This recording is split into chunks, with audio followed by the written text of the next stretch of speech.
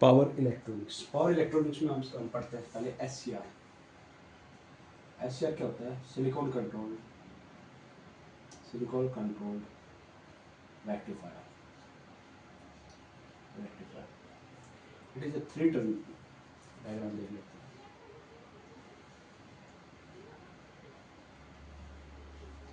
PNPN gate लगा होता है एन टाइप पे, पॉजिटिव ट्रिग। एनोड कैथोड गेट लगा हुआ है एन टाइप पे, ये होती है पॉजिटिव ट्रिग। ठीक है। It is a 3 terminal 4 layer 3 junction unidirectional device.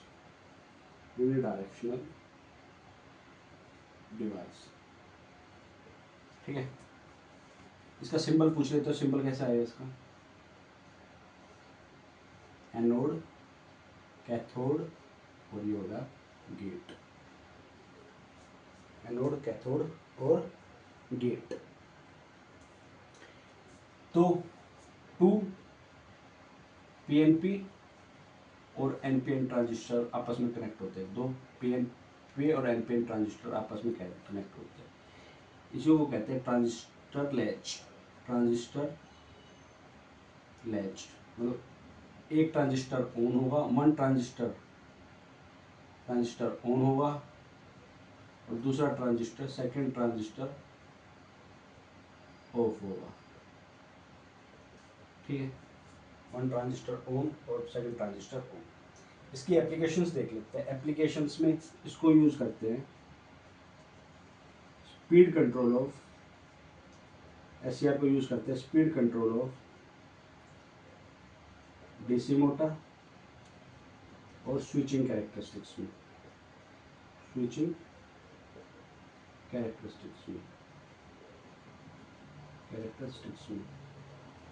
तो स्विचिंग कैरेक्टरिस्टिक्स तो स्पीड का रोल हो गया। तो स्पीड में सबसे ज़्यादा स्पीड होती है एससीआर की, होती है टनल डायोड की होती है। Diode, transistor, MOSFET, diode, transistor, MOSFET, IGBT, SCR और फिर टनल डायोड। ये स्पीड के हिसाब से डायोड की वो गई। सिंबल हो गया एनोड, कैथोड और गेट। ठीक है। अब इसके एप्लीकेशंस देख लेते हैं। एप्लीकेशंस VI कैरेक्टरिस्टिक्स, ये I ये V। ठीक है।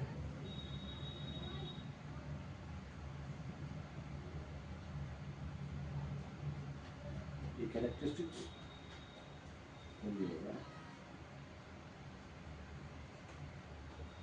ये कैरेक्टरिस्टिक्स होती है एससीआर की। कैरेक्टरिस्टिक्स होती है एससीआर, जिसमें इस करंट को कहा जाता है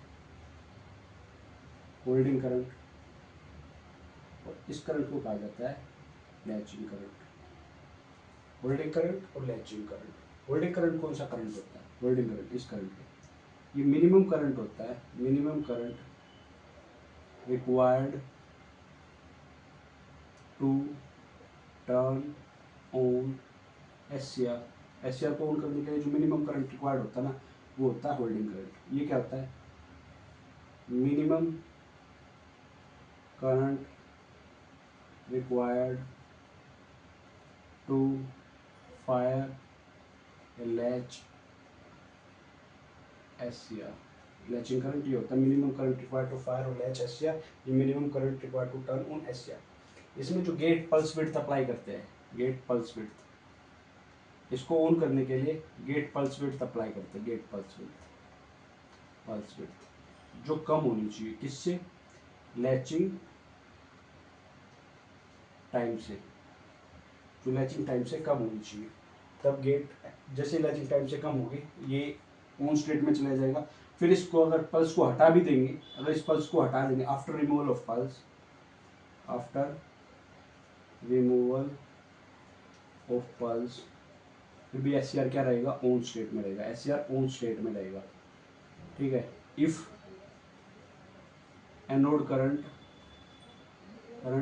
एक्सीड्स, अगर ये एक बार लैचिंग करंट को कूद गया ना, एक्सीड्स IL, जैसे ही एनोड करंट लैचिंग करंट को कूद जाएगा तो गेट पल्स को हटा देगा। After removal of gate pulse SCR फिर भी ऑन रहेगा। तो गेट पल्स का जो पल्स विड्थ है वो लैचिंग टाइम से कम होना चाहिए। फिर इसको बंद करने के लिए हम कौन सा प्रोसेस यूज़ करते हैं? हम यूज़ करते हैं कोम्यूटेशन। कोम्यूटेशन कितने टाइप की होती है? एक होती है लाइन कोम्यूटेशन। लाइन कोम्यूटेशन में होता है, लाइन कोम्यूटेशन एक नेचुरल कोम्यूटेशन है, जिसको हम नेचुरल कोम्यूटेशन के नाम से भी जानते हैं, नेचुरल कोम्यूटेशन। इसमें क्या होता है, जैसे ही करंट जीरो से पास होता है, नेचुरल कोम्यूटेशन, जैसे ही करंट जीरो से पास होगा तो SCR ऑफ हो जाएगा, ठीक है। सेकंड होती है फोर्स्ड कोम्यूटेशन। फोर्स्ड कोम्यूटेशन होती है, इसमें एक्सटर्नल सर्किट्स का यूज़ करके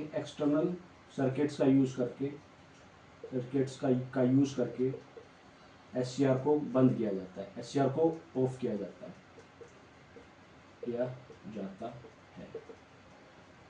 ठीक है।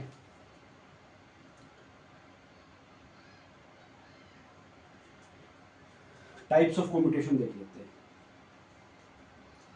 टाइप्स ऑफ कोम्यूटेशन, कितने टाइप की कोम्यूटेशन होती है? Class A commutation, class B commutation, B commutation, class C commutation,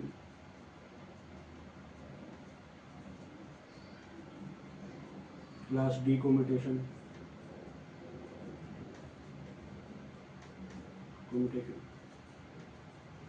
और क्लास E कोम्यूटेशन। मतलब SCR को बंद करने के लिए 5 टाइप में हम कोम्यूटेशन करते हैं।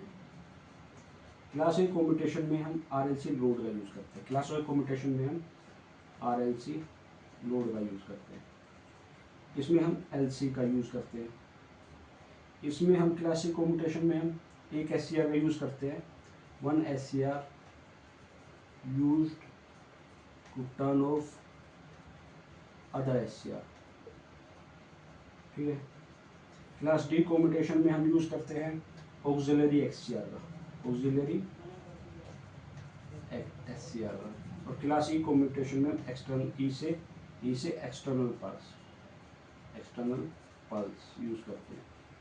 तो E से एक्सटर्नल पल्स, B से ऑक्सिलरी, क्लास C में और क्लास B में रेजोनेंट। इसमें इसको अलग अलग नाम से क्या जानते हैं?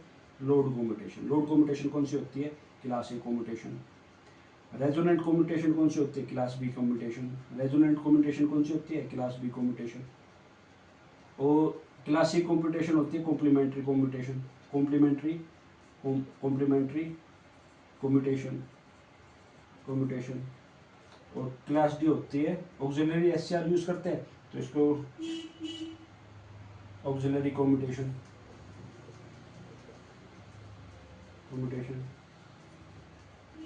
और इसको बोलते हैं एक्सटर्नल कोम्यूटेशन। क्लास C को बोलते हैं एक्सटर्नल कोम्यूटेशन, ठीक है। ये सारी कोम्यूटेशन हमने देख ली। क्लास A कोम्यूटेशन में याद रखना RLC लोड यूज़ करते हैं, load commutation, resonant commutation, resonant pulse commutation, class B commutation. Class C commutation 1 SCR turn off other complementary commutation. इसको एक्सटर्नल पल्स कोम्यूटेशन, इसको क्या बोलते हैं? एक्सटर्नल पल्स कोम्यूटेशन, ठीक है। ये 5 टाइप के हमने कोम्यूटेशंस देख ली। अब इस पे एक दो न्यूमेरिकल्स कर लेते हैं।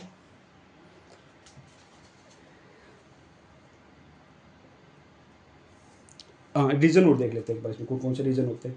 देखे दो, यहाँ तक जब तक ये कम नहीं हो इसको कहेंगे फॉरवर्ड ब्लॉकिंग मोड। जब तक होल्डिंग करंट इसको बोलते हैं फॉरवर्ड ब्लॉकिंग मोड। इसको बोलते हैं रिवर्स ब्लॉकिंग मोड,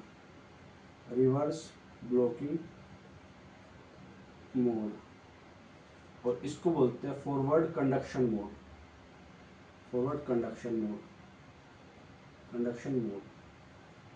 जब तक होल्डिंग करंट से कम करंट है तो ये तो ये SCR ऑफ रहेगा। जैसे ही SCR लैचिंग करंट से ऊपर जाएगा, एनोड करंट लैचिंग करंट से ऊपर जाएगा तो फॉरवर्ड ब्लॉकिंग मोड हो जाएगा। रिवर्स ब्लॉकिंग मोड में SCR act as a diode, SCR act as diode, ठीक है, SCR act as a diode. अब ये 2 क्वेश्चन दे दिए, SCR का लैचिंग करंट दे दिया, होल्डिंग करंट दे दिया, SCR को ट्रिगर कर दिया और anode current rises up to 30 milli ampere, 30 milli ampere तक वो राइज करके उसके बाद क्या हुआ, before the gate pulse is remove, ठीक है, फिर then current slowly increases to 100 ampere, the SCR will be. तो इस क्वेश्चन को देखते हैं कैसे करते हैं।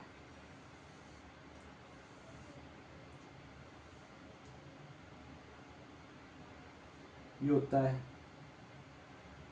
होल्डिंग करंट, ये होता है लैचिंग करंट। अब हमारे पास गिवन है लैचिंग करंट कितना है 40 मिली एम्पियर, लैचिंग करंट ज़्यादा होता है, होल्डिंग करंट कम होता है, कितना है 25 मिली एम्पियर, कंडीशन सेटिस्फाइड, ठीक है। SCR इज ट्रिगर्ड, अब SCR को ट्रिगर कर दिया गया and anode current rises to 30 milli ampere, anode current कहीं यहाँ आ गया, ठीक है, एनोड करंट यहाँ आ गया, ठीक है, 30 मिली एम्पियर, 30 मिली एम्पियर। तो अगर इसने लैचिंग करंट को क्लोज नहीं किया एनोड करंट ने, तो SCR क्या रहेगा, अभी SCR क्या रहेगा, ऑफ स्टेट में रहेगा, ठीक है, ठीक है। और इसके बाद हमने क्या किया, गेट प्लस रिमूव कर लिया, लेकिन क्या हुआ, करंट धीरे धीरे 100 एम्पियर तक पहुंच गया, कहाँ तक पहुंच गया, यहाँ तक पहुंच गया 100 एम्पियर तक। जैसे ही करंट 100 एम्पियर तक पहुंचा, तो 100 मिली एम्पियर तक पहुंचा, तो SCR क्या हो जाएगा, टर्न ऑन हो जाएगा, टर्न ऑन हो जाएगा, SCR क्या हो जाएगा, ऑन हो जाएगा, SCR क्या हो जाएगा, ऑन, क्योंकि करंट क्या है, इवेंचुअली एक्सीड लैचिंग करंट को कूद गया, तो ये ऑप्शन हो जाएगा ठीक, करंट क्या हो गया, लैचिंग करंट को कूद गया, इसलिए SCR ऑन हो जाएगा। टर्न ऑफ हो जाएगा इमीडिएटली आफ्टर द 8 पर, अगर टर्न ऑफ हो जाता, अगर ये 30 मिली एम्पियर से बढ़ के 100 मिली एम्पियर ना हुआ होता ना, और ये 40 मिली एम्पियर से नीचे रह गया होता, तो ये एक ऑप्शन ठीक था, तो ये ऑप्शन हो गया गलत। अब 25 milli ampere, turn off when current reaches 25 milli ampere, turn off हो जाएगा, लेकिन इसमें करंट 25 मिली एम्पियर तो गया ही नहीं, करंट तो 100 मिली एम्पियर गया, तो ये भी गलत। ओसिलेट, SCR ओसिलेट नहीं करता, या तो टर्न ऑन होगा या टर्न ऑफ होगा, ओसिलेट तो करता ही नहीं है, ठीक है। तो ये हो गया ऑप्शन। अब सेकंड ऑप्शन, सेकंड क्वेश्चन करके देख लेते हैं, सेकंड क्वेश्चन करके देख लेते हैं। अब इसमें लैचिंग करंट कितना दे दिया, 50 मिली एम्पियर, लैचिंग करंट ज्यादा होता है, होल्डिंग करंट कम होता है, इसमें दे दिया 20 मिली एम्पियर, ठीक है। During gate pulse anode current rises to 60 ampere, अब एनोड करंट यहाँ आ गया 60 मिली एम्पियर, तो मतलब क्या हो गया, SCR ऑन है, SCR ऑन है। अब गेट पल्स हटा दी, गेट पल्स रिमूव कर दी, ठीक है, गेट पल्स रिमूव कर दी तो SCR ऑन ही रहेगा, ठीक है। Then decreases to 15 milli ampere, अगर ये 15 मिली एम्पियर पे आ गया, 15 मिली एम्पियर पे करंट आ गया, तो मतलब होल्डिंग करंट से नीचे आ गया, तो SCR क्या हो जाएगा इस केस में, SCR क्या हो जाएगा, टर्न ऑफ, SCR क्या हो जाएगा, टर्न ऑफ। मान लो ये 21, 20 या 25 मिली एम्पियर हो जाता तो भी टर्न ऑन रहता, लेकिन ये होल्डिंग करंट से नीचे आ गया तो SCR क्या हो जाएगा, टर्न ऑफ, क्योंकि ये वो मिनिमम करंट होता है जहां पे SCR ऑफ होता है, और ये वो करंट होता है जहां पे SCR ट्रिगर होता है, तो यहाँ इस केस में क्या हो जाएगा, SCR टर्न ऑफ हो जाएगा। और जो गेट पल्स विड्थ जो हमने अप्लाई करते हैं, ये गेट पल्स विड्थ जो अप्लाई करते हैं, गेट पल्स विड्थ जो SCR पे अप्लाई करते हैं, ये लेस देन होनी चाहिए, लेस देन होनी चाहिए लैचिंग करंट से, लैचिंग टाइमिंग से, लैचिंग टाइम से करंट होनी चाहिए, गेट प्लस विड्थ का टाइम क्या होना चाहिए, लैचिंग टाइम से कम होना चाहिए, तब जाके SCR ऑन होगा, ये कंडीशन इंपॉर्टेंट है, ठीक है। ये हो गया SCR कंप्लीट।